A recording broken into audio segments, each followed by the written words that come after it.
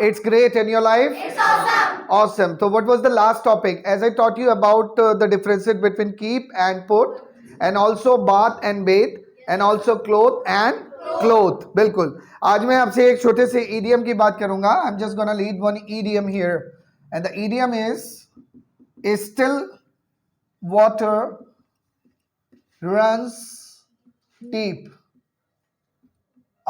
Though some of the students have already studied this topic, but there are some tiny points which I have to explore. This one, this I have already taught you this point कि भाई तुम अभी भी यहाँ पर हो. Still का मतलब जब हम किसी चीज को स्टेबल करते हैं, जैसे मैं अभी भी अमेरिकन में हूँ. I am still an American. क्या बोलूंगा? मैं अभी भी तुम्हारा हूँ. I am still yours. क्या बोलूंगा? कई बार हम बोलते हैं तुम अभी भी मेरे हो. You are still mine. क्या बोलूंगा? आपको क्या करना है, पहले प्लेन सेंटेंस बनाना है. जैसे अगर मैं किसी से कहना चाहता हूं कि मैं पढ़ा रहा हूं तो आई एम टीचिंग. क्या बोलूंगा? लेकिन अगर मैं कहता हूं मैं अभी भी पढ़ा रहा हूं तो क्या बोलूंगा? फिर से बोले. बिल्कुल सही. इस सेंटेंस को देखिएगा. पहला सेंटेंस है मैंने बोला कि सर मैं पढ़ा रहा हूं. I am teaching. ठीक है. अब इसका सिंपल सा हिंदी मतलब निकलता है भाई मैं पढ़ा रहा हूं. लेकिन मैंने अभी इसमें एक और वर्ड ऐड कर दिया कि भाई मैं अभी भी पढ़ा रहा हूं. अभी भी का मतलब होता है यानी कि इस समय अगर मेरी कंडीशन को देखे कि भाई मैं इस काम को अभी भी कर रहा हूं, तो जहां पर ये किसी चीज की बात आ जाए कि भाई मैं इस काम को अभी भी कर रहा हूं, तो वहां पर आई एम स्टिल. बिल्कुल सही. जैसे मैंने आपको बोल दिया कि सर मैं अभी भी तुम्हारा इंतजार कर रहा हूं. I am still waiting for you. क्या बोलूंगा? मैं अभी भी सो रहा हूं. क्या बोलूंगा? मैं अभी भी काम कर रहा हूं. I am still working. मैंने कहा मैं अभी भी मेहनत कर रहा हूं. I am still working hard. मैंने कहा तुम अभी भी खेल रहे हो. आप अभी भी खेल रहे हो. स्टिल नहीं. Are you. देखिए यहां पर दो तरीके हैं सवाल करने के. या तो एक तरीका होता है कि क्या तुम अभी भी खेल रहे हो. मैंने क्या तो बोला ही नहीं. अगर मैं पूछता आर यू स्टिल प्लेइंग, तो सिंपल सा मेरा सवाल होता है हिंदी में क्या तुम अभी भी खेल रहे हो. मैंने कहा कि आप अभी भी खेल रहे हो, यानी कि यू आर स्टिल प्लेइंग. इस सेंटेंस को दोबारा से सुनिए. आप अभी भी खेल रहे हो मतलब फॉर द इंफॉर्मेशन सेक मैंने अभी उसको 2-3 मिनट पहले ये कहा था कि खेलना बंद कीजिए, स्टॉप प्लेइंग. और मैं जब गया तो मैंने उससे देखा कि वो अभी भी खेल रहा है. मैंने कहा यार क्या बात है, आप अभी भी खेल रहे हो. You are still playing. क्या बोलूंगा? मेरे साथ चलो. हाँ, लेट्स गो विद मी. क्या बोलूंगा? बिल्कुल सही. तो कोई काम जब स्टिल की बात आती है तो वहां पर वो चीज आप अभी भी उस काम को परफॉर्म करते जा रहे हो. जैसे मैंने कहा कि भाई मैं अभी भी पढ़ा रहा हूँ. I am still teaching. For example मेरे कुछ ऐसे स्टूडेंट्स हैं, I taught them before 14 years. अब वो 14 ईयर्स पहले जो थे बहुत छोटे थे. अब उनकी जॉब लग गई. तो कई बार ऐसा होता है कि शादी वगैरह में मिल गए मेरे से. अब शादी में मिले तो मुझसे पूछते हैं और सर आजकल क्या कर रहे हैं. ले, बड़ा अजीब नहीं लगा? तुम आगे बढ़ गए, इसका मतलब मैं क्या मतलब कुछ और करूंगा. मैं अभी भी पढ़ा ही रहा हूं कि भाई मैं अभी भी पढ़ा रहा हूं. I am still teaching. क्या बोलूंगा? मैं अभी भी अमेरिकन में हूं. I am still in American. क्या बोलूंगा? बिल्कुल सही. मैंने कहा कि मैं अभी भी फर्रुखाबाद में ही हूं. फिर से बोले. कहते ना कई बार किसी को कॉम्प्लीमेंट देते हैं, भाई तू तो अभी भी जवान है. You are still young. You are still young. क्या बोलेंगे? मैंने कहा मैं अभी भी जवान हूं. I am still young. क्या बोलूंगा? फिर से बोले. तो स्टिल का मतलब यहाँ पर आपको स्टेबिलिटी को देता है, आप जानते ही होंगे. फिर वाटर की बात आती है. वाटर एक नो एक्शन और एक्शन दोनों होता है. पौधों में पानी डालने को आप इंग्लिश में बोलते हैं वाटर द प्लांट्स. क्या बोलते हैं? बिल्कुल सही. जैसे अगर आप कहते हो कि सर मेरे मुंह में पानी आ रहा है, मेरे मुंह में पानी आ रहा है, माई माउथ इज वाटरिंग. क्या बोलते हैं? क्या आप इसको ऐसे बना सकते हैं कि sir water is coming out from my mouth? वो कह रहा water is flowing from my mouth. पानी बह रहा है मेरे मुंह से, लपालप हो रहा है, सराबोर हो गया मेरा मुंह. तो ऐसे नहीं बोल सकते हैं. आप सीधा सीधा बोलिए कि सर मेरे मुंह में पानी आ रहा है. My mouth is watering. क्या बोलूंगा? फिर से बोले. बिल्कुल सही. अब देखिए मुंह में तो सभी के पानी आता है. आपके आता है? Yes no sir. ध्यान रखिए कि अगर किसी के मुंह में पानी नहीं आता है तो भैया डॉक्टर से मिले. हो सकता है उसके मुंह में सूखा पड़ा हो. भाई मेरे मुंह में पानी नहीं आता. पानी सभी के मुंह में आता है. तो भैया मेरे मुंह में पानी आ रहा है. My mouth is watering. क्या बोलूंगा? कुछ व्यंजन ऐसे होते हैं, कुछ डिशेस ऐसी होती हैं जो मुंह में पानी ला देती है. जैसे अगर वाटर बॉल्स की बात करें या अचार की बात करें, या अब कई लोग कहते हैं कि भाई मुझे छोले देखकर तो मेरे मुंह में पानी आ जाता है, राजमा देखकर, पनीर देखकर मेरे मुंह में पानी आ जाता है. तो इन डिशेस का नाम बन जाता है. मैंने कहा कि सर ये एक मुंह में पानी ला देने वाली डिश है. तो इंग्लिश में बोलते हैं it's a mouth watering, it's a mouth watering, क्या है ये? डिश। मैंने कहा कि सर ये तो मुंह में पानी ला देने वाली डिश है। It's a mouth watering dish. क्या बोलोगे? फिर से बोले। और अगर मेरे मुंह में पानी आ ही रहा है तो मैं सीधा बोलूंगा भाई माय माउथ इज वाटरिंग। क्या बोलूंगा? पूछ भी लेते हैं क्या भाई तेरे मुंह में पानी आ रहा है? Is your mouth watering? क्या बोलोगे? फिर से बोले। Is your mouth watering? Yes, sir. He is saying, yes, sir, my mouth is watering. But how and why? There is nothing here which is mouth watering. Still his mouth is watering. मुझे देख के शर्म करो यार। Sir जी आपको देख के मुंह में पानी आ रहा है। छी कितना गंदा लग रहा है। Yes, come back guys। तो मैंने कहा कि सर still water। अब इस पर आते हैं runs। ये जो वोकेबलरी आपके सामने लिखी हुई है RUNS, ये जो रन्स वर्ड का इस्तेमाल किया जाता है, रन का मतलब आप सभी जानते हो, रन माने भागना होता है, राइट? कई बार हम लोगों से पूछते हैं कि भाई क्या आप मॉर्निंग में दौड़ लगाते हो? अब ये दौड़ लगाने को तो हम बोलते हैं भाई सिंपल सा रन ही होता है। अब कई लोग होते हैं कुछ चीजों से भागते हैं, कई लोग कुछ मोटिव के लिए भागते हैं, जैसे if I want to join army कि भाई मैंने सुबह सोचा कि चलो मॉर्निंग वॉक की जगह अब रनिंग चालू करते हैं। अब किसी ने जवाब देना है कि सर मैं सुबह में रनिंग के लिए जाता हूं, आई गो फॉर रनिंग। क्या बोलूंगा? अगर मॉर्निंग वॉक के लिए तो आई गो फॉर मॉर्निंग वॉक। क्या बोलूंगा? अच्छा मुझे खुद बताइए क्या मॉर्निंग वॉक से सिलेक्शन होने वाला है? रनिंग अगर अच्छी हो गई तो सिलेक्शन हो जाएगा? कॉमन सी बात है भाई, दौड़ तो निकाल ही लेंगे हम तो। आपको दौड़ना पड़ता है तो दौड़ने को हम रन बोलते हैं, तो लेकिन उसके लिए भी ऐसा नहीं कि भाई मैंने कहा what's your daily routine? Sir I run in morning. अरे पागल है क्या? Why do you run in morning? ना, आई गो फॉर रनिंग। क्या बोलूंगा? फिर से बोले। बिल्कुल सही। अब उसने पहला तो ये बता दिया। एक होता है रन के बाद अगर मैं एक प्रपोजिशन लगाता हूं जिसे हम बोलते हैं अवे। क्या बोलते हैं? तो मैं आपके सामने यहां पर रन लगा दिया और उसके बाद क्या जोड़ा मैंने? अवे। अवे माने होता है दूर, ये ध्यान रखिएगा। ये वर्ड अकेला भी इस्तेमाल किया जा सकता है। ये वर्ड को अकेला इस्तेमाल किया जा सकता है कैसे? मैंने कहा कि सर मैं दूर जा रहा हूं, मैं दूर जा रहा हूं, तो पहले जाने की इंग्लिश आई एम गोइंग। क्या बोलूंगा? और दूर को मैं दूर जा रहा हूं, आई एम गोइंग अवे। क्या बोलूंगा? फिर आप ये कहो कि घर में जलेबियां बनी है, देखा ना, मैं घर छोड़ के जा रहा हूँ, घर में जलेबियां बनी है ना। भैया वो मैटर नहीं है, जलेबियां बनाओ रसगुल्ले बनाओ, मैं तो जा रहा हूँ, तो दूर जा रहा हूँ, आई एम गोइंग अवे। क्या बोलूंगा? मैंने कहा मैं दूर जा रहा हूँ सबसे, I am going away from all. क्या बोलूंगा? अब आपको लगेगा कि इसे गोइंग अवे के बाद, आप इसको हटा दीजिए, अवे के बाद आपने फ्रॉम का इस्तेमाल किया। देखिए कुछ चीजें होती हैं इंग्लिश में रेडीमेड, अवे के बाद आता फ्रॉम ही है हमेशा, चाहे इससे पहले कुछ भी आ जाए, लेकिन अवे के बाद आपको फ्रॉम दिखाई देगा। क्यों? जब आप किसी चीज से उसका रिलेशन जोड़ेंगे। जैसे मैंने कहा कि मैं तुमसे दूर जा रहा हूं, I am going away from you. क्या बोलूंगा? मैं फर्रुखाबाद से दूर, I am going away from. मैं फैमिली से दूर जा रहा हूं, बिल्कुल सही। मैंने कहा कि मैं सबसे दूर जा रहा हूं, हाँ, I am going away from everyone. Everyone बहुत टेक्निकल लग रहा है, ऑल लगा दीजिए, I am going away from all. क्या बोलूंगा? कई बार हम बोलते हैं कि मैं अपनी जिम्मेदारियों से दूर, I am going away from my responsibilities. Duties भी बोल सकते थे। अब तो खुद कहते हो कि सर जी बोला नहीं जाता, तुम खुद इतना बड़ा हाजमोला लेके बैठ जाते हो, अब कह रहे हो बोला नहीं जा रहा है। सीधा सीधा टेक्निकली अगर आप देख रहे हो तो ड्यूटीज का भी मतलब जिम्मेदारियां ही होती हैं, काम होते हैं। I am going away from my duties. क्या बोलूंगा? बिल्कुल सही। अब ये तो वर्ड मिल गया हमें अवे फ्रॉम समथिंग। क्या मिला हमें? या away from somebody, away from. अब इसमें आ जाइए, ये वर्ड पढ़िए, क्या लिखा हुआ है? रन अवे का भी मतलब होता है भागना, लेकिन दूर भाग जाना। दूर भागने को हम बोलते हैं run away from something, somebody. मैंने कहा कि सर चोर जो था भाग गया, चोर भाग गया। अब ये भागना, रन, रन की सेकंड फॉर्म होती है RAN, रेन, और थर्ड फॉर्म क्या होती है? वापस क्या हो जाएगी? रन। तो हमारे पास तीन फॉर्म आ गई हैं। पहली फॉर्म क्या आई? दूसरी? अच्छा रेन होती है कि रैन? देखिए कई लोगों के उच्चारण जो होते हैं ना, प्रोनाउंसिएशन बड़े ही यूनिक है, ब्रह्मांड वाले होते हैं, यूनिवर्सल प्रोनाउंसिएशन होते हैं उनके।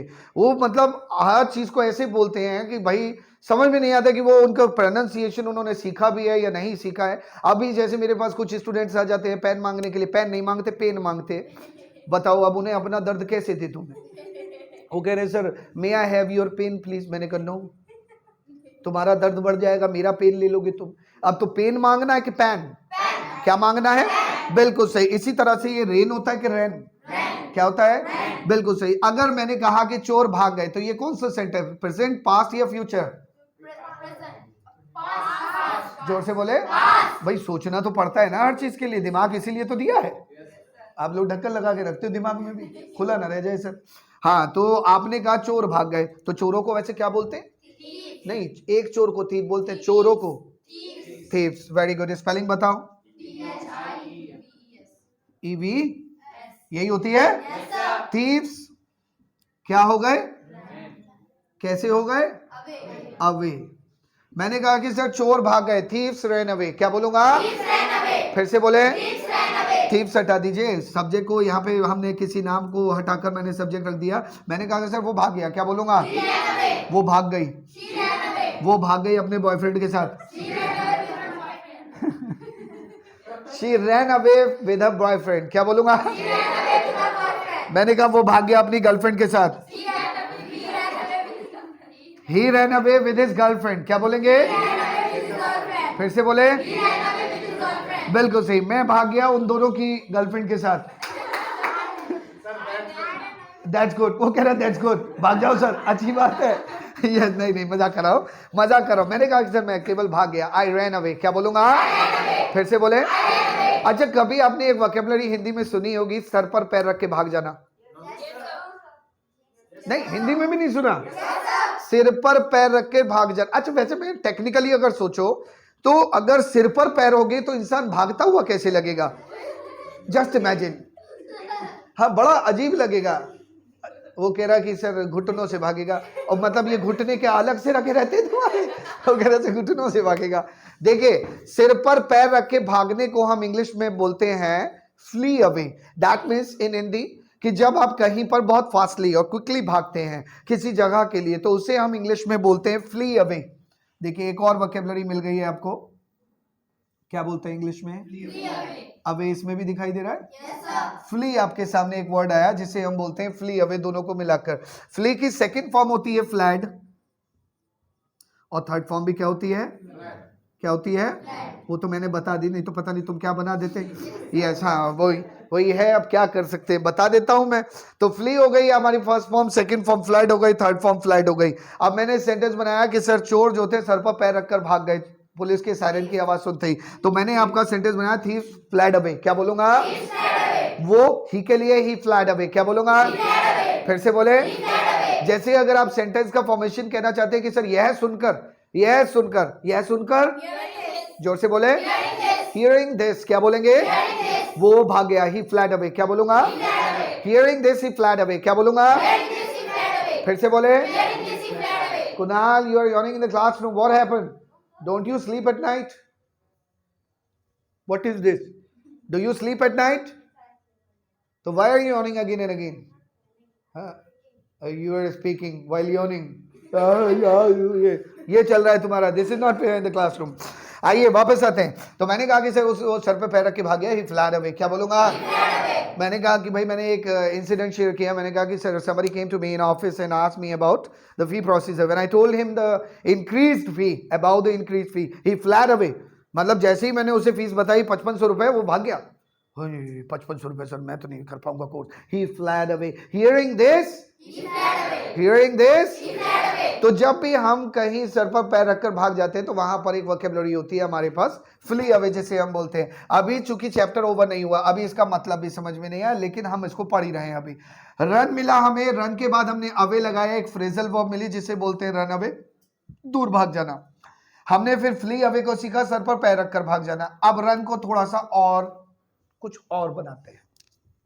खाली ये जो रन होता है इसका मतलब हिंदी में चलाना भी होता है, जानते ही होंगे आप लोग। जैसे मैं अपना परिवार चला रहा हूँ, I am running my family, क्या बोलूंगा? मैं एक दुकान चला रहा हूँ, I am running a shop, क्या बोलूंगा? फिर से बोले। फिर से बोले। आई एम रनिंग अ शॉप, क्या बोलूंगा? हाँ, माँ का उच्चारण भी आना चाहिए, समझ गए? हाँ, तो मैंने कहा कि सर जी मैं एक दुकान चला रहा हूँ, I am running a shop, क्या बोलूंगा? मैंने कहा सर मैं एक बिजनेस चला रहा हूँ, क्या बोलूंगा? मैं एक कंपनी चला रहा हूँ, I am running a company, क्या बोलूंगा? बिल्कुल सही। अब जैसे I am just gonna ask some question, you tell me, are you running your family? So who is running your family? My father is running my family. Yes. Who is running your family? Your father runs your family. Do you run something? What? You run yourself. How? To manage the things. Very good. Run का मतलब जब आप किसी चीज को चलाने में सक्षम होते हैं. ये से मैंने कहा कि सर अभी बीजेपी देश को चला रही है. BJP is running the country. क्या बोलेंगे? बिल्कुल सही. या फिर मोदी जी जो है वो बीजेपी को चला रहे हैं. Modi ji is running BJP. क्या बोलेंगे? तो जहां पर हम रन की बात कर रहे हैं तो इसका मतलब आ गया जिसे हम बोलते हैं रन, यानी कि रन माने चलाना. अब आती है बात, इसमें रन के बाद कुछ और चीजों को ऐड करते हैं. देखिए English, most of the people they ask me sir what is English, कि क्या इंग्लिश वही होती है कि हमने किसी चीज को सीखा और उसके बाद उसको बोलना चालू कर दिया. हाँ, एक्चुअली अगर देखा जाए तो इंग्लिश कहीं ना कहीं इसी हद तक है, लेकिन हर जगह पर इंग्लिश को मॉडिफाई किया जाता है. एक वर्ड सीख लीजिए बस, उसमें कुछ नई नई चीजों को ऐड कर सकते हैं आप, अगर होती होंगी तो. ये नहीं जबरदस्ती ऐड करें. अंग्रेजी बोलना सिखाते हैं हम, बनाना नहीं सिखाते हैं. कहीं आप अंग्रेजी की खोज करने लगे. अंग्रेजी में हर चीज की जरूरत होती है, चाहे वो प्रपोजिशंस हो, चाहे वो कंजंक्शन हो, चाहे वो जेरेंड हो, सिंथेसिस हो, सिंटेक्स हो, कॉम्प्लेक्स हो, कंपाउंड हो, या फिर किसी प्रकार की ट्रांसफॉर्मेशन हो. हम सिचुएशनल सेंटेंसेस बनाते हैं, हम कंडीशनल सेंटेंसेस बनाते हैं. क्या बोलेंगे? बिल्कुल सही. इसके बाद कुछ नई चीजों को ऐड कर देते हैं. इसका रन को ले लेते हैं. Run short of something. अब इस वोकैबुलरी को पढ़िए. क्या लिखा हुआ है? इसका मतलब होता है किसी चीज का अभाव या किसी चीज की कमी. कमी तो जानते होंगे. Yes no sir. कमी का मतलब आप जानते हो, लैकिंग होता है किसी चीज में, कमी हो जाना. फॉर एग्जाम्पल अगर आप किसी व्यक्ति से कहते हो कि सर मेरे पास, मैंने किसी को अचानक से पोडियम पर बुला लिया. I call someone on podium and suddenly said से स्पीक समथिंग. तो वो कह रहा है सर मेरे पास शब्दों की कमी चल रही है. I am running short of words. क्या बोलेंगे आप? फिर से बोले. तो शॉर्ट का मतलब आप समझ गए कि कमी का मतलब शॉर्ट हो गया. आई am running short of words. क्या बोलूंगा? कई बार इसको एक कॉम्प्लीमेंट में भी बोलते हैं, जैसे सर आपकी तारीफ करने के लिए मेरे पास शब्दों की कमी चल रही है. I am running short of words to praise you. I am running short of words to praise you. क्या बोलूंगा? I am running short of words to. देखिए, it is the good way when you are speaking something indirectly. अगर आप किसी बात को indirectly कह रहे हैं, that's a good way. You may, अगर आप किसी बात को इनडायरेक्टली कह रहे हैं, that's the good way and unique way to speak something indirectly. मैंने कहा कि सर स्पीक समथिंग. कई बार हम कहते हैं ना कि जो मन में है वो कहो. Speak your mind out. क्या बोलते हैं? मैंने कहा सर मेरे पास शब्दों की कमी चल रही है. I am running short of words. क्या बोलूंगा? मेरे पास पैसे की, आई am running short of money. क्या बोलूंगा? मेरे पास चेयर्स की कमी चल रही है. मेरे पास बेंचेस की कमी चल रही है. I am running short of benches. क्या बोलेंगे? तो जब भी आप किसी चीज की कमी की बात करते हैं तो वहां पर आप रन शॉर्ट ऑफ समथिंग बोलते हैं. जैसे ये कहा जाता है कि सर महीने के अंत में मेरे पास पैसे की मंदी हो जाती है. महीने के अंत में क्या बोलोगे? At the end of month. At the end of मेरे पास पैसे की मंदी हो जाती है. आई रन शॉर्ट ऑफ हो जाती है, रूटीन लाइफ है, यानी कि present indefinite. I run short of money at the end of month. I run short of money at the end of month because I get my salary on first, and then after I fulfill all my expectations and I pay my duties. I pay the electricity bill, I pay the all dues, and then after I run short of money at the end of the month. Month के अंत में मेरे पास पैसे की कमी हो जाती है. तो कमी हो जाती है तो run short of something, और कमी हो रही है तो running short of something. कमी हो जाती है तो क्या बोलोगे? Run short of something. और कमी हो रही है तो क्या बोलोगे? जोर से बोले. और यही पास्ट में चला जाएगा तो ये पास्ट में सेकंड फॉर्म हो जाएगी, रैन. हाँ, जैसे मैंने कहा कि sir yesterday you were on the podium and did not say anything about me. मैं sir actually I wanted to say many things, but as I went on podium I ran short of words. I ran short of words. I ran short of words to praise you. या I ran short of words to explain this topic. इस topic को explain करने के लिए मेरे पास शब्दों की कमी हो गई. रन शॉर्ट ऑफ समझ में आया? Yes no sir. कह देते हो यस सर. जब पूछने की बारी आती है तो कहते ओ सर एक्सप्लेन इट अगेन, इसको दोबारा बता दीजिए. दोबारा बता देंगे, कोई बात नहीं. आपके सामने रन शॉर्ट ऑफ समथिंग आ गया. रन माने चलाना, I am running my family आ गया, रन अवे भाग जाना, फ्ली अवे सर पर पैर रखकर भाग जाना। अभी भी ये देखिए रन आपका खत्म नहीं हुआ। Okay no problem. Yes, run के बाद एक और प्रपोजिशन अगर हम ऐड करें, इसमें अगर हमने रन लिया और ओवर लगा दिया, रन ओवर समथिंग या somebody, आप जानते हैं इसका मतलब क्या होता है? रन ओवर समथिंग या somebody, इसका मतलब होता है किसी चीज के ऊपर चढ़ जाना। फॉर एग्जाम्पल जैसे उस बच्चे के ऊपर, या उस बच्चे को एक कार ने कुचल दिया, एक कार ने उस बच्चे को कुचल दिया, एक ट्रक ने उस बच्चे को कुचल दिया, एक बच्चे को कुचल दिया एक ट्रक ने। अब सेंटेंस कैसे बनेगा?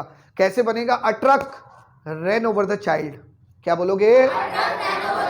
समझ गए मेरी बात को? ये हादसों वाला जो कॉलम होता है, कभी कभी आप अखबार पढ़ते होंगे, अखबार के अंदर कुछ एक्सीडेंट्स के बारे में आर्टिकल आते हैं कि भाई इस हाईवे पर ये एक्सीडेंट हो गया, आज कॉलोनी में या नेबरहुड में ये एक्सीडेंट हो गया, इस सड़क पर ये एक्सीडेंट हो गया, एक टेम्पो बच्चे पर चढ़ गया। A tempo ran over the child. क्या बोलूंगा? कल yesterday sir I was coming to American Institute but I could not come over here। मैंने कहा why? Sir actually I was just coming by my bike and my bike ran over the divider। मेरी bike जो थी divider पर चढ़ गई और then I got an accident and I got injured also. I had to go to the hospital just to dress me up. मेरे को पट्टी कराने के लिए हॉस्पिटल जाना पड़ा। यहाँ पर केवल यही नहीं कि किसी चीज को कुचलने की बात हो रही है, चढ़ने की भी बात हो रही है। कभी कभी आप जेब्रा क्रॉसिंग पे चढ़ जाते हैं तो रन ओवर हो गया, कभी आप डिवाइडर पे चढ़ गए तो रन ओवर हो गया। तो किसी चीज पे चढ़ जाना, जैसे कई ऐसी जगह हादसे हो चुके हैं कि कई बार रोड साइड पर कुछ गांव बसे होते हैं, रोड साइड पर कुछ गांव बसे होते हैं, तो ट्रक जो होते हैं रात में जब चलते हैं, पूरा ट्रक का ट्रक जो था पूरे घर में घुस गया और वहां पे सोते हुए लोगों की मौत हो गई, उनको कुचल दिया उसने। A truck ran over the people. जैसे आपने वो सलमान खान वाला तो सुना ही होगा, यस नो सर, वो फुटपाथ वाला मैटर जो हुआ था, तो इसी का मतलब होता है रन ओवर। क्या होता है? क्या होता है? बिल्कुल सही। अब अच्छा मैंने ओवर लगाया तो इसका मतलब समझ में आ गया, somebody किसी पे या किसी चीज पर। अब इसमें रन ले लो फिर से, अब लगा दो इनटू, रन इनटू। अभी रन नहीं आया हमारे पास, रन इनटू इसका मतलब होता है किसी चीज का, जैसे फॉर एग्जाम्पल कोई सड़क पर कील पड़ी हुई थी, मैं उस पर, मुझे नहीं पता इंटेंशनली तो नहीं मैं कील पर चढ़ूंगा, कि मुझे नहीं दिखाई दी और मैं उस पर चल दिया और वो कील जो थी मेरे पैर में चुभ गई तो इसे बोलते हैं रन इनटू। क्या बोलते हैं? कोई सरिया निकला हुआ है, किसी ना किसी के साथ कोई ना कोई ऐसा हादसा कभी हुआ होगा, कोई कांटा चुभ गया या कोई सरिया इधर लग गया या हाथ में या पैर में आर पार हो गया, तो उसी को हम बोलते हैं रन इनटू। अब आप कहना चाहते हो कील को इंग्लिश में क्या बोलते हैं? हाँ सब बताओ। कील, नेल। हाँ यही तो प्रॉब्लम है। देखिए इतनी छोटी चीज नहीं पता। नहीं सर हमें हथौड़ी पता करनी थी पहले, तो पहले हथौड़ी तो पता हो, कील तो बाद में पता। अच्छा हथौड़ी को क्या बोलते हैं? हैमर। क्या बोलते हैं? यही तो प्रॉब्लम है ना कि सर हथौड़ी याद है हमें, वो भी हथौड़ी नहीं, हथौड़िया याद है हमें, या लगाना हमें फर्रुखाबादी याद है, वो फर्रुखाबाद की थी ना। हाँ तो हथौड़ी को हैमर बोलते हैं और कील को बोलते हैं नेल। तो एक कील मेरे पैर में आर पार हो गई। A nail ran into my foot, a nail ran into my foot. क्या बोलूंगा? A nail ran into my foot. क्या बोलूंगा? बिल्कुल सही। तो कोई भी चीज, जैसे प्रकार हो गया, मैंने कहा सर प्रकार मेरे हाथ के आर पार हो गया। अ प्रकार रैन इनटू माय पाम। अ प्रकार, प्रकार को इंग्लिश में क्या बोलते हैं? Compass. A compass ran into my palm. क्या बोलूंगा? तो रन इनटू का मतलब होता है आर पार हो जाना। समझ गए मेरी बात? हाँ, समझ तो सब जाएंगे, वैसे सच्ची से समझ गए हम, अच्छे से समझ में आ गई, लेकिन बाद में जब पूछोगे ना तो हमसे बड़ा गजनी कोई नहीं है, हम देखो भूल जाएंगे सब चीजें। हाँ चलिए कोई बात नहीं। अब इस सेंटेंस पर आइए। सेंटेंस लिखा हुआ है water, still water runs deep. हालांकि बड़ा सिंपल सा सेंटेंस है। स्टिल माने दो, एक मतलब होता है जब हम किसी चीज को स्टेबिलिटी देते हैं, और स्टिल का एक और मतलब होता है रुका हुआ। जैसे फोटोग्राफी की बात करें, दो तरह की होती है, एक वीडियोग्राफी होती है, एक फोटोग्राफी होती है। और जो फोटोग्राफी होती है उसे हम बोलते हैं स्टिल फोटोग्राफी। क्या बोलते हैं? क्योंकि जब आप पासपोर्ट साइज फोटोग्राफ खिंचवाते हो तो आप उसमें ऐसे तो नहीं करते होंगे, अंडरस्टूड है? आप ऐसे करते हो, यस नो सर? इसी को बोलते हैं स्टिल। और जब फोटो खींच के आ जाता है तो क्या उसमें मूवमेंट्स होती हैं?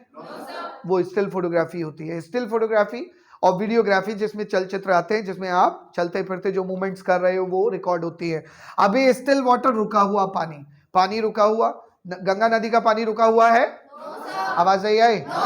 बिल्कुल सही। It is called flowing water, जो कि बह रहा है पानी, लेकिन रुका हुआ पानी, एक तालाब का पानी रुका हुआ हो सकता है? Yes no sir. एक झील का पानी? हाँ, झील का पानी भी रुका हुआ होता है। झील कभी आगे नहीं बहती है, क्योंकि झील एक जगह पर स्थायी रूप से जम जाती है, फिर उसके बाद धीरे धीरे उसमें, अब ऐसा क्यों कहा जाता है कि still water runs deep? Run माने जाना और डीप माने गहरा। हमेशा शांत पानी गहरा होता है, ऐसा क्यों बोला जाता है? अंडरस्टूड है भाई? शांत पानी है वो गहरा इसलिए होता है क्योंकि वो नीचे ही नीचे तली में बहुत जगह बनाता रहता है। और दूसरी एक और बात, उसका ग्रेविटेशन फोर्स बहुत काफी होता है। जैसे गंगा नदी में अगर आप कूद गए, आपको तैरना नहीं आता, सपोज गंगा में आप गिर गए, आपको तैरना नहीं आता, तो गंगा जी आपको 3-4 मौके देंगी बचने के, वो क्योंकि आप डूबोगे फिर आगे बढ़ोगे, डूबोगे फिर आगे बढ़ोगे फ्लो के साथ।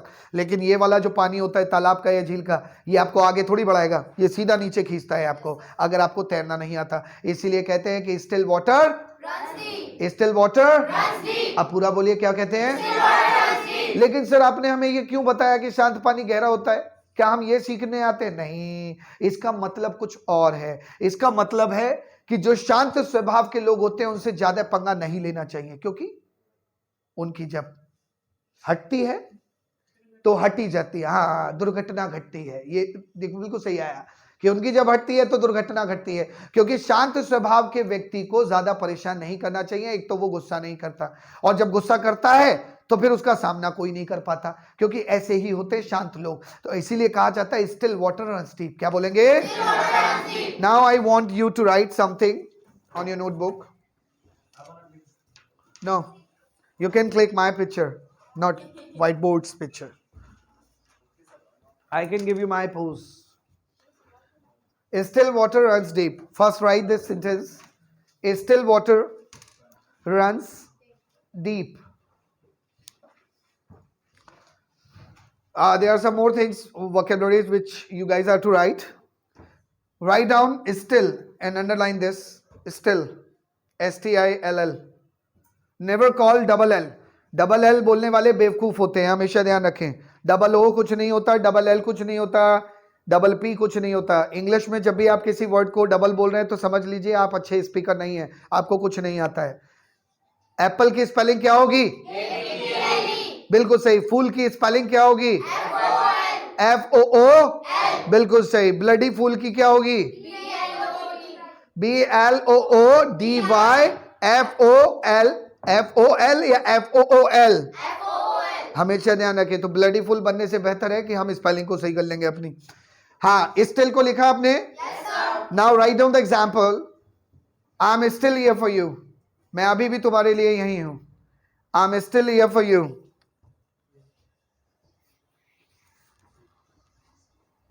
आई am still here for you. Next sentence, I am still yours. मैं अभी भी तुम्हारा हूं। अच्छा डायलॉग है, व्हाट्सएप कर देना सबको। आई एम स्टिल योर्स। दूसरा लिख लो, दूसरा भी अच्छा आएगा, वो भी व्हाट्सएप वाला है। You are still mine. तुम अभी भी मेरे हो। You are still mine. You are still mine. Write down one more sentence. He is still joining American. He is still joining American. वो अभी भी American join कर रहा है। He is still joining American. These are the sentences which are commonly spoken at home on daily basis. You guys can use these formations at home every day. Done? Yes, sir. Write down another vocabulary. Run away and underline it. No caption, underline करते रहिए हर vocab को. Write down the example. He ran away because of his father. अपने पापा की वजह से वो भाग गया. He ran away because of his father.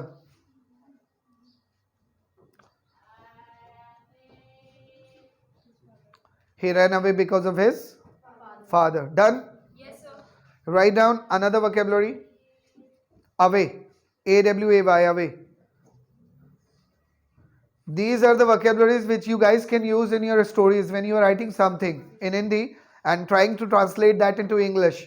So these words will help you out while translating a story. Away. I'm going away from everything. मैं हर चीज से दूर जा रहा हूं. I'm going away from everything.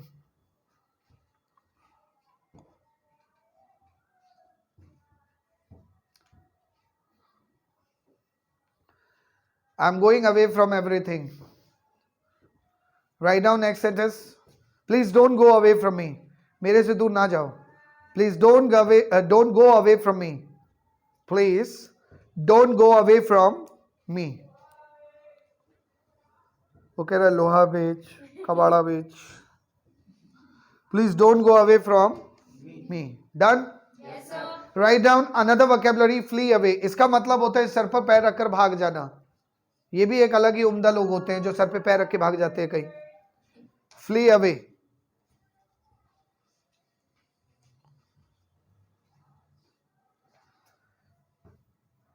Done? Yes, sir. Write down the example. Everyone fled away. Everyone fled away. हर कोई भाग गया. Everyone fled away. अच्छा, आप जानते हैं everybody और everyone में क्या फर्क होता है? मैंने पहले बताया भी था आपको. Everyone, the difference between everyone, someone, no one, nobody, somebody, anybody. ध्यान रखें कि जब आप everybody बोलते हैं और everyone बोलते हैं तो इसमें एक चीज का ध्यान रखें. everybody वो व्यक्ति होता है जिसको आप जानते हो और everyone वो व्यक्ति होता है जिसको आप नहीं जानते हो. जैसे ऑफिस में आप लोग मेरा इंतजार कर रहे थे या क्लास में ऑफिस में मेरे से बात कर रहे थे. मैंने पूछा what about the student, what about the students, are they present in class? तो आपने कहा कि sir everybody is there, everybody is in class. क्या बोला आपने? Everybody is in class. तो क्लास के लोगों को आप तो जानते हैं. Yes, sir. लेकिन मान लीजिए कि कोई कॉन्सर्ट बाहर हो रहा है, मेरी कोई सेमिनार बाहर हो रही है और बाहर आप किसी को नहीं जानते हैं. मैंने कहा what about the audience, have they come? तो आपने कहा कि सर हर कोई है वहां पर. तो वहां पर एवरीबडी है everyone? Everyone. Everyone is there, क्योंकि आप किसी को नहीं जानते हैं. आप उनमें से किसी को नहीं जानते. जैसे आप बोलते हैं ना कि सर अभी क्लास का टाइम 9 बजे का, आपका 9 बजे की क्लास, किसी ने दरवाजा खटखटाया या किसी के चलने की आवाज आपको सुनाई दी, तभी एक बच्चा बोला सर समबडी इज कमिंग. क्या बोला उसने? Somebody is coming. क्योंकि अभी टाइम नहीं हुआ है कि अभी स्टूडेंट्स आ ही रहे हैं, तो somebody is coming from this classroom. इस क्लास का ही कोई बाशिंदा होगा, बच्चा होगा. लेकिन कई बार ऐसा होता है कि रात के 12 या 2 बज रहे हैं, किसी के चलने की आवाज सुनाई दे रही है. ऐसे में आपने एक दूसरे से डिस्कस किया, आपने कहा somebody is coming या someone is coming? Someone is coming. जोर से बोले. Someone is coming. क्योंकि भैया somebody सारे तो घर में पड़े हुए हैं इस समय. वो कह रहे हो somebody is coming, कौन है उनमें से? someone is coming. क्या बोलोगे? Someone is coming. बिल्कुल सही. flee away आपने लिख लिया. अगला सेंटेंस, अगला वर्ड लिखिएगा खाली run. run लिखे. run means to operate something, मतलब किसी चीज को चलाना होता है. जैसे एग्जाम्पल लिखेगा I am running a business. भाई कोई आपसे पूछा what are you doing nowadays, तो आपने कहा hey I am running a business, I am running a small business, I am running a company. जो भी आप चला रहे हो. My father is running my family, my mother is running my family, I am not running my family, he is not running his family, he is telling अ लाई. ये झूठ बोल रहा है, ये अपना परिवार नहीं चला रहा है. तो who is running his family? I don't know is running his family, but somebody is running his family or someone is running his family. Run. Done? Yes, sir. अब लिखिएगा run short of something. किसी चीज की या किसी व्यक्ति की भी कमी हो सकती है. जैसे नेता को पब्लिक की नहीं मिल पा रही है, they are running short of public. पहले आप run short of something या somebody लिखें और एग्जाम्पल लिखेगा. Write down first example. I am running short of thoughts. मेरे पास शब्दों की कमी चल रही है. आप लोग भी ध्यान से देखते रहे. I am running short of thoughts to praise you. I am running short of thoughts to praise you. आपकी तारीफ करने के लिए मेरे पास शब्दों की कमी चल रही है. I am running short of thoughts to praise you. Done? Suppose that I have given you a topic. Yeah, listen to me carefully, guys. Listen to me carefully. Yes. So, if I have given you any topic to speak upon, and I've said to you to prepare it by tomorrow, and you guys came and the classroom, and I said that just who is going on the podium just to perform on the topic. आया एक बंदा, आने के बाद actually he got nervous and I asked him that what happened. He said actually I was ready just on my seat, but here I forgotten each and everything. मैंने कहा so what is happening to you? Sir, I have many words but here I am running short of words to explain my points. मेरे पास शब्दों की कमी चल रही है अपनी बात को कहने में. I am running short of words to explain. क्या बोलूंगा? I am running short of words to explain. हमेशा ध्यान रखें इस तरह की छोटी छोटी चीजें. मुझे नहीं लगता कि अंग्रेजी आप लोगों को अब ये बतानी पड़ेगी कि ABCD से शुरू होती है, ये आपको पता है. A फॉर एप्पल नहीं सिखाना पड़ेगा, CAT कैट नहीं सिखाना पड़ेगा. एम आई राइट? आप सब जानते हो कि आपकी जिम्मेदारी, आपकी ड्यूटी ये बनती है कि अगर if you are finding any sentence lengthy then don't quit. आपको हारना नहीं है वहां पर. Don't lose your heart, gain the heart. I can make this sentence, nothing is impossible. और अंडरस्टूड है यार, why it is impossible? Sentence ही तो है, बस बनाना है हमें. अगर आपसे पूरा सेंटेंस एक साथ नहीं बन पा रहा है तो उसको ब्रेक करिए 2-3 पार्ट में.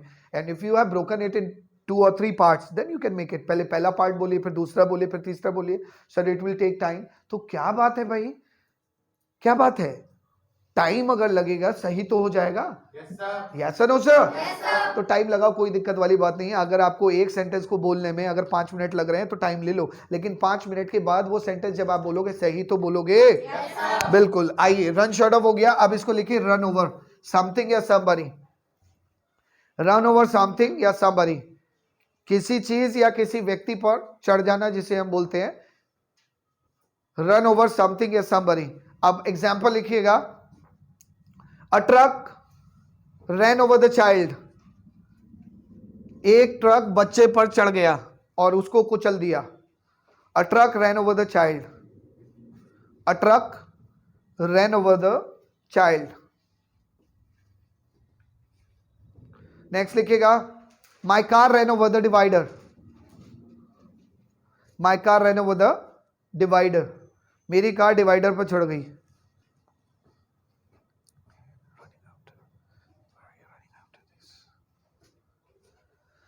डन. लास्ट लिखा है यहां पर run into. Run into.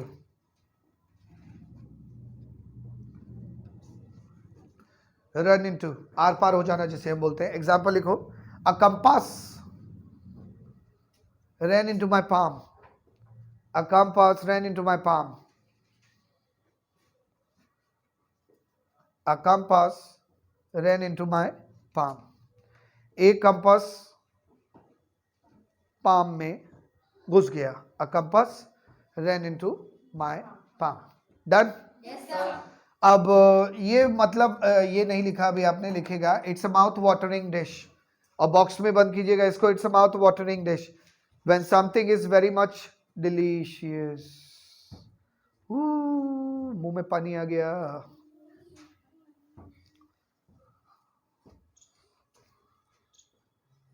Done. Done. तो हाउ वुड यू से मेरे मुंह में पानी आ रहा है? How would you say that? My mouth is watering. ये वर्तमान में नहीं, ये भूतकाल में जीता है लड़का. ये कह रहा है कि it's a mouth watering dish. जो लिखा है वही सत्य है, जो नहीं लिखा है वो सब काल्पनिक है. है? असत्य नहीं, काल्पनिक है. हाँ, तो मैंने कहा कि सर जी मेरे मुंह में पानी आ रहा है, माय माउथ इज वाटरिंग. क्या बोलूंगा? और ये माउथ वाटरिंग डिश है तो बोलते हैं it's a mouth watering dish. क्या बोलूंगा? अच्छा, क्या होता है कि जब खाने की बात आती है तो देखिए खाने में हम लोग जब देखिए कुछ मैनर्स होते हैं, टेबल मैनर्स होते हैं. Suppose somebody has invited you at his home or her home and so you went somewhere in a hotel, in a restaurant. तो क्या होता है कि आप एक कस्टमर बन के जाते हैं. और when you went there as a customer in a hotel or a restaurant, तो अगर आपको खाना अच्छा लग रहा है तो तारीफ कीजिए, खाना बुरा लग रहा है तो बुराई भी करके आनी चाहिए. ये कोई मैनर्स नहीं है क्योंकि you are going to pay for it. आप इसका पैसा देने जा रहे हैं. और जब आप when you are going to pay for something तो मुझे लगता है कि आपको फीडबैक देना बनता है. क्या पता मैनेजर को पता ही ना हो, ऐसा भी तो हो सकता है. क्या पता मैनेजर को यही ना पता हो कि उसके खाने की क्वालिटी क्या है, और जो शेफ है या कुक है वो थोड़ा खराब क्वालिटी से खाना पका रहे हैं। तो आप गए, अगर आपको खाना अच्छा लगा, you just went to the manager and said to the manager straight forward. अगर आपको खाना अच्छा लगा तो आपने बोला सर खाना बहुत अच्छा था। अब अच्छे के लिए तो हम एक ही चीज बोलते हैं, क्या बोलते हैं? टेस्टी। वो कह रहे हैं fantastic, awesome, wow bro, what was the food, है था क्या वैसे वो? हाँ नहीं, देखिए खाना अगर अच्छा है तो आप सीधा सीधा बोलते हैं कि इट वाज टेस्टी। क्या बोलते हैं? या इट इज टेस्टी। क्या बोलते हैं? टेस्ट और टेस्टी, ये दोनों का सफर बड़ा लंबा चौड़ा नहीं है। जिस चीज में स्वाद ज्यादा होता है वो टेस्टी अपने आप हो जाती है। अब आप कहोगे कि सर ये क्या लॉजिक हुआ? मैं आपको लॉजिक इसमें दे रहा हूं। वाई हमेशा वहां पर आता है जिस चीज की क्वांटिटी बढ़ा देता है। जैसे फॉर एग्जांपल, अगर कोई चीज बहुत ज्यादा पिंक है तो आप क्या बोलोगे उसे? पिंकी। नहीं, ये है, अंडरस्टूड है। कई लोगों के नाम पिंकी होते हैं। पहले तो खैर लड़कियों के नाम पिंकी होते थे, अब तो लड़के भी नाम पिंकी रखने लगे अपने। हाँ, अरे यार there is much confusion in names. Pinky हलवाई ले, एक हलवाई मिल गया हमें, पिंकी हलवाई। Chinky Pinky, Chinky that's not Pinky, that's क्या बोलेंगे? कर्ली केवल बाल ही नहीं होते हैं, रोड्स भी होती हैं। रोड्स, पहाड़ों पर जितनी सड़कें मिलेंगी आपको, ज्यादातर सड़कें कौन सी होती हैं? कर्ली रोड्स, क्योंकि घुमावदार टर्न होते हैं वहां पर, इसीलिए उनको बोलते हैं कर्ली रोड्स। और घुमावदार टर्न हिंदी में अंधे मोड़ बोलते हैं और इंग्लिश में बोलते हैं ब्लाइंड टर्न्स। क्या बोलते हैं? क्या बोलते हैं? बिल्कुल सही। तो चूंकि मैं बात कर रहा था खाने के बारे में, अब सपोज करिए मैंने आपको खाने पर इन्वाइट किया, सभी को, सबको, आओगे? हाँ, व्हाई नॉट, बिल्कुल मैं बुलाऊंगा, जल्दी बुलाऊंगा, I will call you very soon. Okay, yes. तो suppose that I invited you for dinner, तो you just came and I prepared dinner, you just took dinner and then went back, when you were going back to your home, तो मैंने आपसे एक सवाल पूछ लिया कि भाई खाना कैसा लगा? खाना कैसा लगा? अब ये खाना कैसा लगा बड़ा सिंपल सा सवाल है। कई लोग होते हैं इसमें अटक जाते हैं, अलग अलग तरीके के सेंटेंसेस बना रहे हैं। होते हैं कई लोग सेंटेंसेस को लिटरल ले लेते हैं। अबे सीधा सेंटेंस बनता है जब आप किसी व्यक्ति से पूछते हो कि तुम्हें ये चीज कैसी लगी, तो वहां पर एक सवाल किया जाता है, how do you find it? क्या बोलते हैं? फिर से बोले। अब यहाँ पर एक प्रॉब्लम आती है, कई लोग ऐसे स्कॉलर भी हैं, फर्रुखाबाद में मिलेंगे, बहुत पढ़े लिखे स्कॉलर, वो कहेंगे कि सर जी आपने कहा कि तुम्हें ये कैसी लगी, तो ये पास्ट में होना चाहिए कि प्रेजेंट में होना? आपने तो डू लगाया। देखिए कुछ चीजें ऐसी होती हैं जो होती पास्ट में, लेकिन प्रेजेंट वाला फील उसके अंदर दिया जाता है, क्योंकि खाना अभी पेट में ही धरा है। मतलब इतनी जल्दी भूल गए तुम, पास्ट इंडेफिनिट बना दिया। एक काम करो, वो बना दो, परफेक्ट बना दो उसको। हेड में पूछ लो कि तुम्हें 2 साल पहले खाना कैसा लगा था। ऐसे कोई जवाब देता है क्या? अभी तुम जा ही रहे थे कि हमने खाना ही रखा हुआ है, मैंने तुरंत पूछ लिया खाना कैसा लगा। How do you find it की जगह फूड, खाना कैसा लगा, how do you find food? क्या बोलेंगे? डिनर कैसा लगा? छोले कैसे लगे? राजमा कैसा लगा? बिल्कुल सही। मैंने कहा ढोकला कैसा लगा? डोसा कैसा लगा? वो ढोकला डोसा दोनों मिला दिया, पता नहीं क्या ठेपला कर दिया उसने। हाँ, how do you find dosa? क्या बोलेंगे? जलेबी कैसी लगी? फिर से बोले। बिल्कुल सही। अब कोई भी चीजें आपको कैसी लगी तो आपने बना दिया। आप सोचो, खाने का छोड़ो, आप शहर को पूछ लो, फर्रुखाबाद कैसे लगा? मूवी कैसी लगी? मैंने कहा कि सर बोलना चाहते मेरा दोस्त कैसा लगा? मैंने कहा कि सर मेरा घर कैसा लगा? How do you find my house? क्या बोलेंगे? मैंने कहा कि सर तुम्हें मेरी जॉब प्रोफाइल कैसी लगी? How do you find my job profile? लेकिन सबके आंसर तो अलग रहेंगे। Yes no sir? क्या खाने वाला आंसर आप फर्रुखाबाद के आंसर में लगा सकते हो?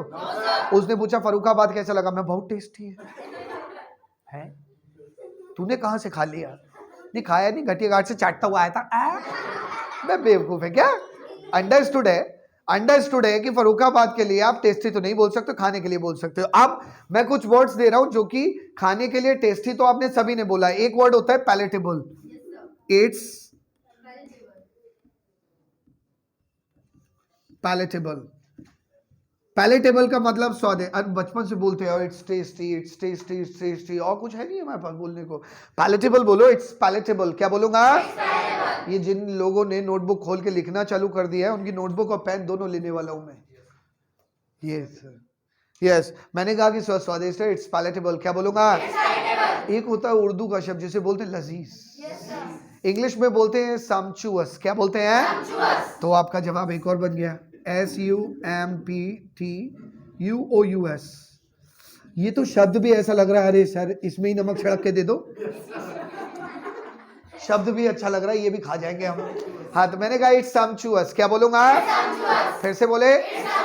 एक होता है कि सर जी ये तो खाने लायक है। खाने लायक, कोई भी चीज कभी कभी खाने लायक होती है। खाने लायक का मतलब आप जानते हैं, लायक अगर किसी में लगा दो तो वहां पर worth action plus ING formula बनता है, it's worth action plus ING। Action समझ गए? वर्ब की बात हो रही है? बिल्कुल सही, एक्शन प्लस ING यानी कि वर्ब प्लस ING। जैसे आप कहना चाहते हो कि सर ये खाने लायक है, इट्स वर्थ ईटिंग। क्या बोलोगे? फिर से बोलो।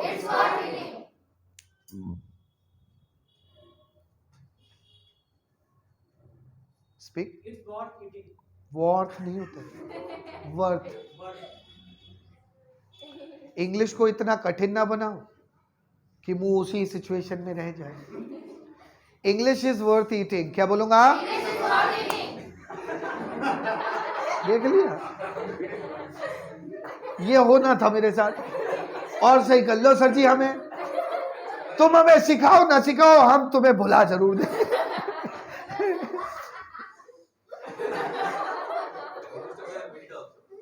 हाँ, most of them made the sentence. हाँ, तो मैंने कहा कि सर राजमा खाने लायक है, राजमा इज वर्थ ईटिंग। क्या बोलूंगा?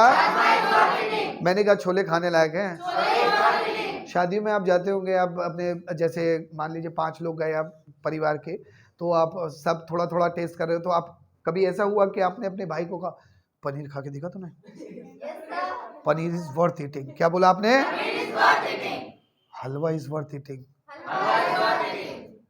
सब बुरा है, नथिंग इज वर्थ ईटिंग। क्या बोलूंगा? एक चीज थी कड़ी, वही अच्छी लगती थी। I just went to the stall of that, और कड़ी खाई, इतना नमक उसमें, इतना नमक नहीं देनी थी, पहले बता देते। नहीं खाते आप, मैं वो खाने लायक नहीं थी। It was not worth eating. क्या बोलूंगा? It was not. कोई भी चीज अगर खरीदने लायक है, इट्स वर्थ बाइंग। क्या बोलोगे?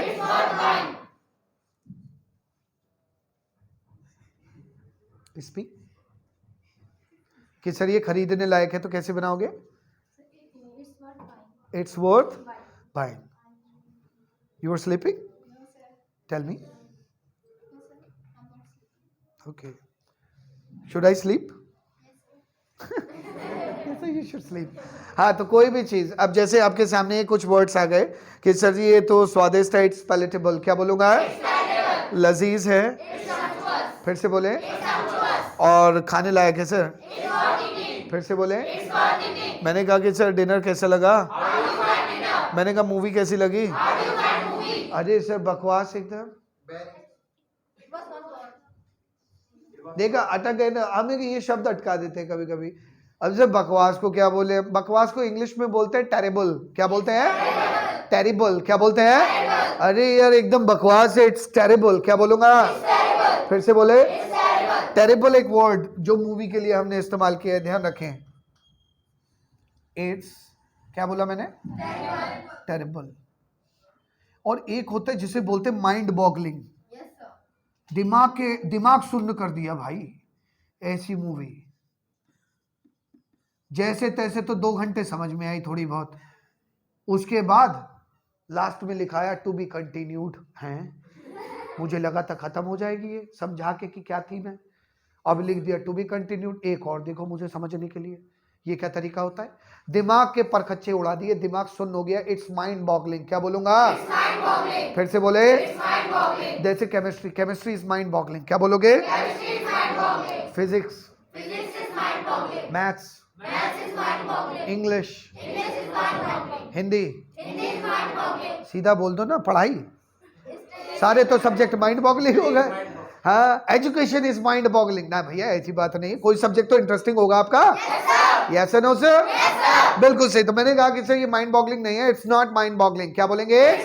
पॉकेट। अच्छा, आपको याद है कि एक डिवाइस चली थी टाटा स्काई के नाम से, याद है? Yes sir. टाटा स्काई जब चला था तो उस समय हम लोगों ने तो एडजस्ट कर लिया था बहुत आसानी से, क्योंकि थोड़ा टेक्निकल माइंड रहता था और यंग थे तो एडजस्ट कर लिया।